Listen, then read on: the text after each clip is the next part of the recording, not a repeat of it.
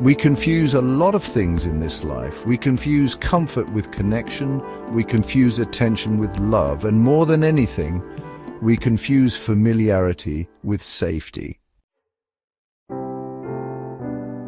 Just because you've been somewhere for a long time doesn't mean you're meant to stay there. Just because something feels normal doesn't mean it's healthy. And just because you've survived something doesn't mean it's where you belong.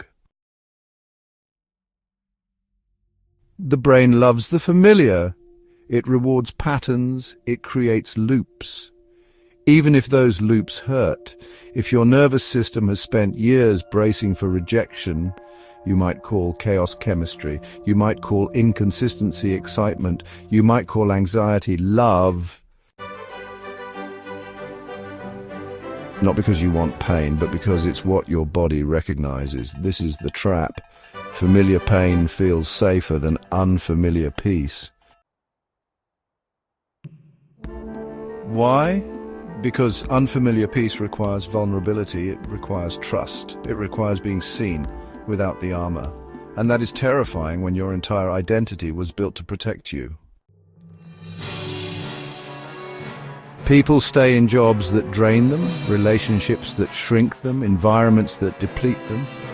Not because they're lazy or broken, but because leaving the familiar feels like danger, even if the familiar is slowly killing them. Your nervous system doesn't ask, "Is this good for me?" It asks, "Have I survived this before?" If the answer is yes, it registers it as safe. But survival isn't the same as thriving, and repeating what you've endured is not the same as choosing what you deserve.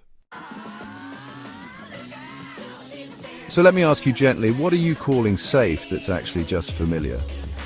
Is it the voice in your head that shames you, the partner who keeps you small, the role you keep playing to be accepted, the fear that keeps you from trying something new? Are you protecting yourself from a life that might actually feel free? Healing begins when you stop mistaking pain for proof of love.